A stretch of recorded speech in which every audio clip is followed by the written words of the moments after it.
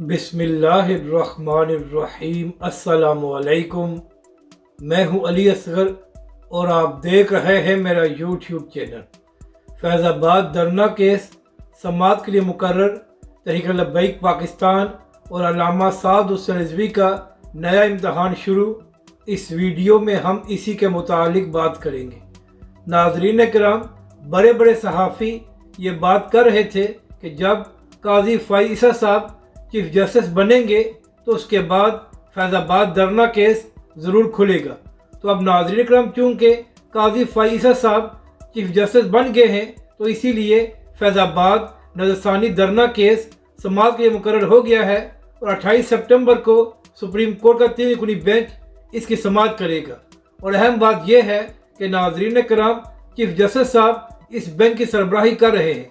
अब इसके बाद लोग कह रहे हैं कि इससे तहरीक लब्बैक पाकिस्तान के लिए भी एक नया मसला पैदा हो सकता है, क्योंकि नाज़रीन करम 2017 में तहरीक लब्बैक पाकिस्तान ने अल्लामा खादिम हुसैन रिजवी अलैहिर्रहमा की सरबराही में फैज़ाबाद में तारीखी धरना दिया था। तो जब ये केस खुलेगा तो तहरीक लब्बैक के मुतालिक भी इस पर बात होगी और तहरीक लब्बैक पाकिस्तान के लिए मसाइल पैदा हो सकते हैं।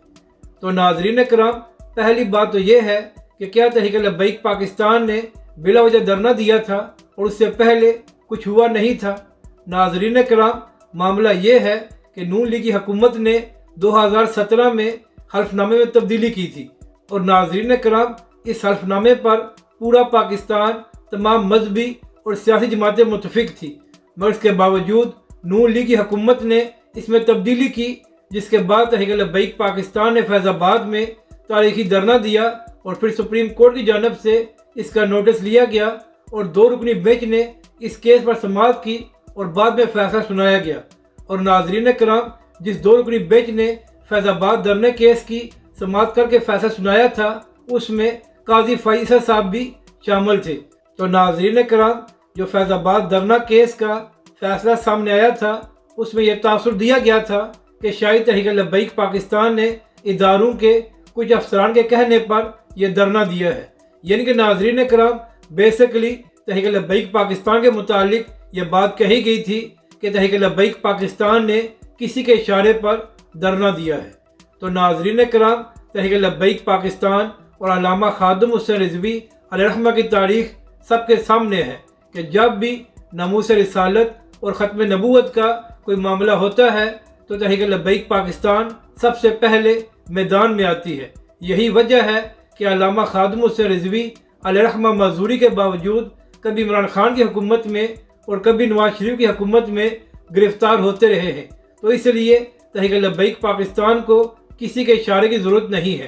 तो नाज़रीन करम, अगर फैज़ाबाद धरना केस में तहरीक लब्बैक के मुतालिक बात होती है तो फिर सुप्रीम कोर्ट उस वक्त की नून लीग की हुकूमत को भी कटहरे में खड़ा करे और उनसे सवाल करे कि आखिर नून लीग की हुकूमत की क्या मजबूरी थी कि ख़त्म नबूवत के हल्फनामे में तब्दीली की गई, जिसकी वजह से तहरीक लब्बैक पाकिस्तान ने धरना दिया। और अगर नाज़रीन करम, ये कहा जाता है कि तहरीक लब्बैक पाकिस्तान ने किसी के इशारे पर धरना दिया था तो इसके लिए सबूत भी पेश करना होंगे। ख्याली फैसले को कोई भी तस्लीम नहीं करेगा। तो नाज़रीन करम, चाहे फैज़ाबाद धरने का केस 100 बार खुल जाए और चाहे इसकी लाइव कवरेज दिखाई जाए, इससे तहरीक लब्बैक पाकिस्तान को कोई मसला होने वाला नहीं है।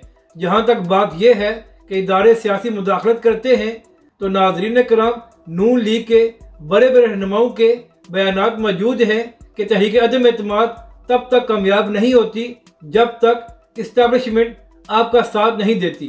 तो नाज़रीन करम, आपके सामने है कि नून लीग और पीपल्स पार्टी वगैरह ने जो इमरान खान के खिलाफ तहरीक अदम एतमाद पेश की थी वो कामयाब हो गई थी। तो इसका क्या मतलब हुआ कि इस्टेब्लिशमेंट ने इनका साथ दिया था। तो क्या सुप्रीम कोर्ट इसके बारे में भी कोई बात करेगी? और नाज़रीन करम, कल ही राना सनाउल्लाह ने तलत हुसैन के प्रोग्राम में बात करते हुए कहा कि नून लीग ने जो जनरल बाजवा की एक्सटेंशन के लिए वोट दिया था, हमें इसका बाद में फ़ायदा हुआ और जो कुछ इमरान खान की हुकूमत के साथ हुआ और जिस तरह इमरान खान कमज़ोर हुआ, हमें इसमें फ़ायदा हुआ।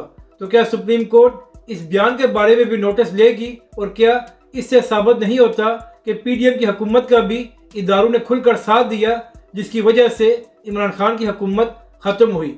تو ناظرین کرام، سب جانتے ہیں کہ اداروں کی مدد سے کن کی حکومتیں بنتی رہی ہیں اور کون اداروں کی مدد سے الیکشن لڑتے رہے ہیں، اور ناظرین کرام سب کے سامنے ہے کہ اس وقت بھی ادارے کس کی مدد کر رہے ہیں۔ تحریک لبیک پاکستان اپنے مشن پر کام کر رہی ہے، اور تحریک لبیک پاکستان کو کسی کے اشارے یا کسی کی مدد کی ضرورت نہیں ہے، کیونکہ پاکستان کی عوام تحریک لبیک پاکستان کے ساتھ ہے۔ تو ناظرین کرام، چاہے فیض آباد دھرنے کا کیس کھل جائے، اس سے تحریک لبیک پاکستان یا علامہ سعد حسین رضوی کو کوئی فرق نہیں پڑے گا۔ اگر تحریک لبیک کے متعلق یہ بات کی جاتی ہے کہ تحریک لبیک پاکستان نے کسی کے اشارے پر دھرنا دیا تھا، تو اس کے لیے ثبوت پیش کرنا پڑے گا، اور اس کا کوئی ثبوت ہو ہی نہیں سکتا، کیونکہ تحریک لبیک پاکستان اور علامہ خادم حسین رضوی علیہ الرحمہ نے اپنے نظریے کی بنیاد پر دھرنا دیا تھا، اور جو لوگ نظریے کی بنیاد پر چلتے ہیں یا سیاست کرتے ہیں ان کو کسی کے اشارے کی ضرورت نہیں ہوتی۔ اور ناظرین کرام، اسٹیبلشمنٹ کے اشاروں پر وہ سیاست کرتے ہیں جن کا کوئی نظریہ نہیں ہوتا، اور بار بار ڈیلے کر کے ملک سے بھاگ جاتے ہیں۔ اپنی رائے کا ضرور اظہار کریں کہ آپ کو یہ ویڈیو کیسی لگی، اور ہمارے اس چینل کو بھی سبسکرائب کریں۔